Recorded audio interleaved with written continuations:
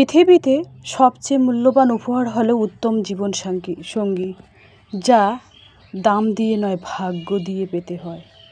মেয়েদের জীবনটা হলো একটা মোমবাতির মতো, অপরকে আলোকিত করতে গিয়ে নিজে জ্বলে পুড়ে শেষ হয়ে যায়, তবুও সেই দহনের ব্যথা কেউ বোঝে না। কি ভাবছো, হেরে গেছো? সবাই হাসছে, তোমার উপর ধৈর্য ধরো, অপেক্ষা করো, শেষ হাসিটা তুমিই হাসবে।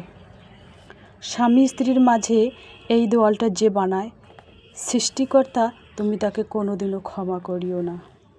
সুখ মানুষের জীবনে অহংকারের পরীক্ষা নেয়, আর দুঃখ মানুষের জীবনে ধৈর্যের পরীক্ষা নেয়।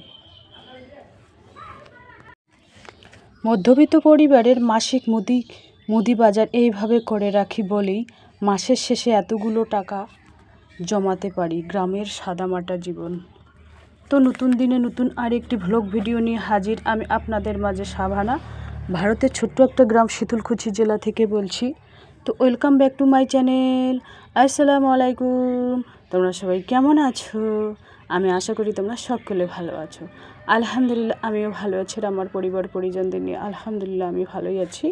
আর আমার প্রাণপ্রিয় কলিজা আপু ভাইয়েরা তোমরা সবাই কেমন আছো? আমি আশা করি তোমরা সকলে ভালো আছো। তো বরাবরের মতন আজকে ব্লগটা আমি সন্ধ্যা থেকেই শুরু করে দিলাম। তো চলো ব্লগটা দেখতেই থাকো, আশা করি খুবই ভালোই লাগবে। মধ্যবিত্ত পরিবারের মাসিক মুদি বাজার এইভাবে করে রাখি বলে মাসের শেষে এতগুলো টাকা জমাতে পারি। গ্রামের সাদামাটা জীবন, সেই ব্লগটাই আজকে তোমাদের কাছে আমি শেয়ার করব। তো এই হাঁড়িতে দেখতে পাচ্ছেন পেঁয়াজগুলো, এখানে পেঁয়াজ আদা রসুন আছে। এইগুলো কিন্তু অনেক দিনের আনানো, তো এইগুলো আমি এখানে রাখবো না, আলাদাভাবে রেখে দেবো। আর মুদি বাজারটা আমি গুছিয়ে নেব। আর আমরা যেহেতু মধ্যবিত্ত পরিবারের, সেই জন্য আর কি মুদি বাজারগুলো যেভাবে করে রাখি, মানে মাসের সাথে করে রাখলে যেভাবে মাসের শেষে টাকা জমাতে পারি, হিসাব করে কিন্তু সেই মুদি বাজারগুলো করতে হয়। যেটা একেবারে ঘরের মধ্যে নেই বললেই চলে, সেটাই কিন্তু আমি করি। যেটা থাকে, হয়তো মনে করো যেটা 2 দিন আছে আর বা 1 দিন আছে, এরকম থাকতেই আমি কিন্তু নিয়ে আসি। আর কোনোটা পুরোপুরি শেষ হয়ে তারপরে আমি লিস্ট করি। বাড়ি থেকে লিস্ট করে নিয়ে গেলে কিন্তু একটাও এড়িয়ে না যায়, আর মুখে মুখে খেয়াল থাকে না অত। আর আজকে এখানে কী নিয়ে এসেছি জানো? আমি কিন্তু নিজেই বাজার করেছি। হাজব্যান্ড যেহেতু বাসায় থাকে না, প্রত্যেকটা বাজার কিন্তু আমি নিজেই করি।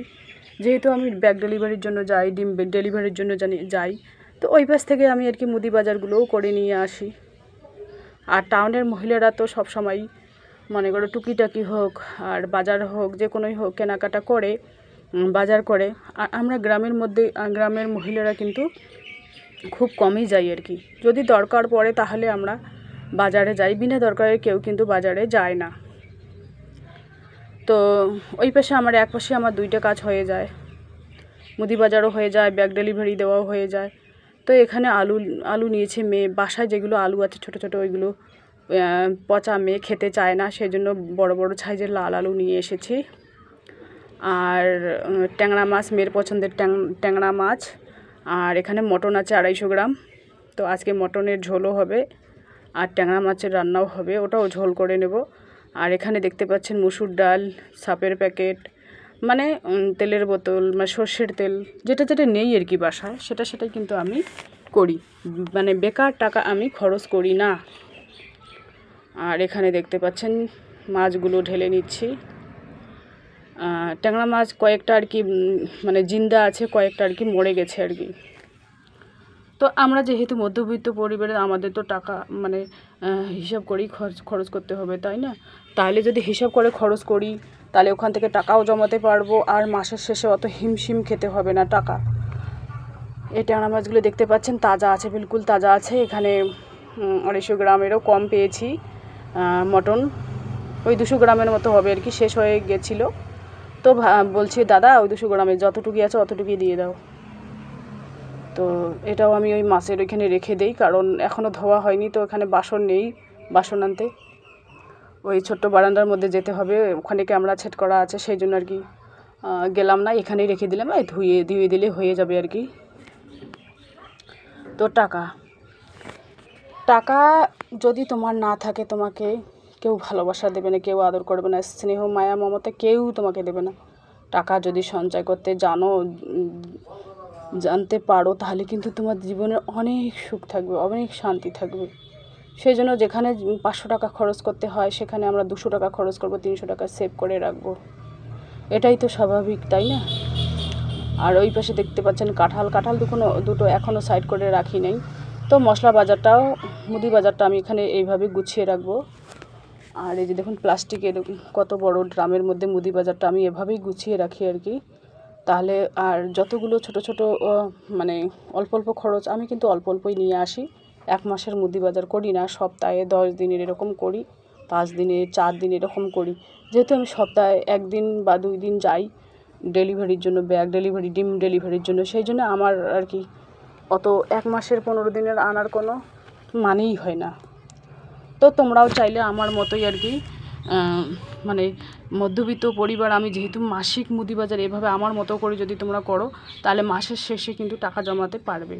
আর আমার কিন্তু সবসময় সাদামাটা গ্রামের জীবন। তো এই যে দেখতে পাচ্ছেন এই কুলোটার মধ্যে রেখে দিলাম, বাসন নেই, মানে সবজিপাতিগুলো রাখার জন্য একটা রেক কিনবো। রেক কিনলে কী হবে, আলুর জায়গায় আলু রেখে দেবো, মশলার জায়গায় মানে পেঁয়াজের জায়গায় পেঁয়াজ, আদার জায়গায় আদা, রসুনের জায়গায় রসুন, একটা এরকম স্টিলের ঝুড়ি নেবো আর কি। সেদিন দাম করেছিলাম গোল গোল স্টিলের ঝুড়িগুলো, ওইগুলো একটা নেবো আর কি। ওইগুলো নিলে আমারই সুবিধা হবে, তাই না? সেই জন্য ওইগুলো আর কি নেব। তো কুলারের মধ্যে আপাতত কুলা হাঁড়ি এইগুলোর মধ্যে রাখছি, যেহেতু আমরা মধ্যবিত্ত পরিবারের হিসাব কিতাব করে তো চলতে হবে। একটা আশা আছে, একটা লাল রেক নেব, 5 থাক 850 টাকা দিয়ে। আর একটা ওই স্টিলের আর কি গোল ঝুড়ি নেব সবজি রাখার জন্য আর কি। তো এবার আমি আর কি ওই মাছগুলো কেটে নেব। একটা দা তো হারিয়ে গেছে, আর এটা দা দিয়ে, এটা ভারী দা, এটা দিয়ে কাটা খুবই মুশকিল হয়ে পড়ে, ভারী কিন্তু দাটা খুব। তো এই যে দেখতে পাচ্ছেন কাটাগুলো এভাবে আর কি কেটে নিচ্ছি। অল্প একটু তোমাদের ঝলক মাছ কাটা দেখিয়ে দেবো আর কি। তারপরে অফ ক্যামেরায় মাছ মাংস ধুয়ে রান্না করব। আজকে মেহমান আসবে বাসায়, আমার মা আসবে, আমার আমার ভাইয়ের মেয়ে আসবে, ওরা 2 জন আসবে, আর আমরা 4 জন 6 জনের জন্য রান্না করতে হবে। অলরেডি ভাত বসিয়ে দিয়েছি, ভাত বসিয়ে দিয়ে কিন্তু আমি কাটাকাটি করতেছি। আজকে 2টা সবজি রাতে রান্না হবে আর কি। ওই মাংসের ঝোলও হবে আর মাছের ঝোলও হবে, আর কটা মাছ ভেজে রেখে দেবো কালকের জন্য আর কি, কালকে সকালের জন্য আর কি।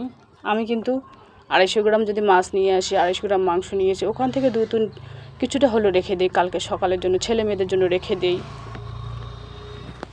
আর কেউ কেউ কী করে 1 কিলো মাংস আনলো, 1 কিলো মাংস একবারই শেষ, 1 কিলো মাছ একবারই শেষ, আর বাকি বেলাটা ভর্তা ভাত খাই। এটা কিন্তু আমার হয় না, অল্প খাবো, 2 বেলা খাই আর 1 বেলা খাই, অল্প খাবো, ঠিক আছে।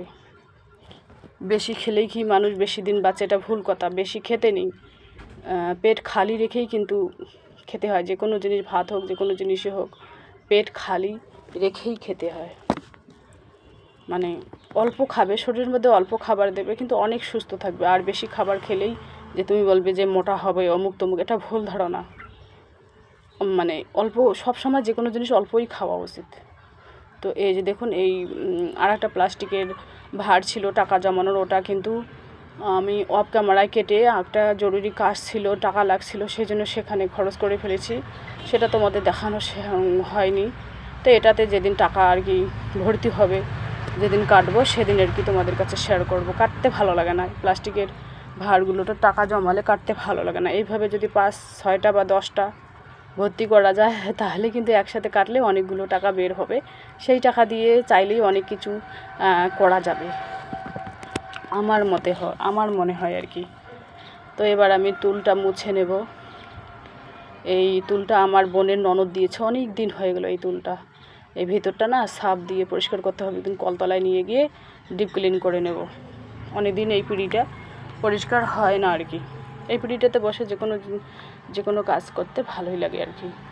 তো এবার চটের বস্তাগুলো আর কি পরিষ্কার, মানে একটু ঝাড়াঝাড়ি করে নেব, তারপরে বিছিয়ে দেবো। সকালবেলায় তো আমি মুছে নিয়েছি রুম। সারাদিনে আমি অফ ক্যামেরায় করি আর ক্যামেরার সামনে করি, একবার হলেও কিন্তু আমি এই রুমটা মোছামুছি করি। আর মানে একবার যদি না মুছি তাহলে পুরো রুমটা জ্যাপ করে, ভালোই লাগে না, তেল চিটচিটে ভাব। যেহেতু এই রুমেই রান্না করা হয়, খাওয়া হয়, সেই জন্য এই রুমটা সবসময় আমার পরিষ্কার করা লাগে। তো এবার আমি রুমটা ঝাড়ু দিয়ে নেব।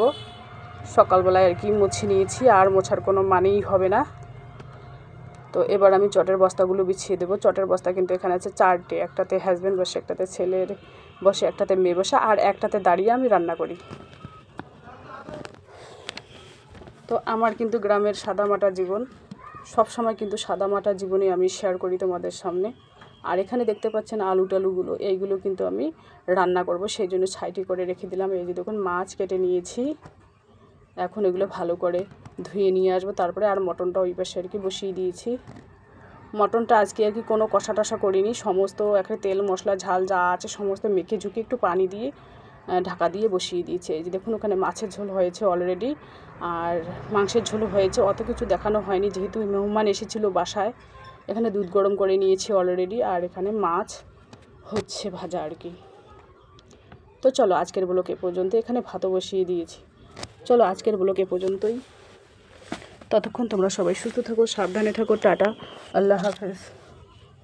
তো এই যে দেখুন, এই যে আমার মেশিনটা, আমাদের মেশিনটা, এটা মেশিন দোকানের মধ্যে ঢুকাবে, আর যখন কাজ হবে তখন আর কি দোকান থেকে বের করে নিয়ে গিয়ে কাজ করবে। এতদিন আমার ভাইয়ের দোকানে ছিল, তো ভালো করে নিয়ে এসেছে সেই মেশিনটা, ওই দোকানের এক সাইডে আর কি রেখে দেবে, সেই জন্য ওখানে আর কি নিয়ে যাচ্ছে।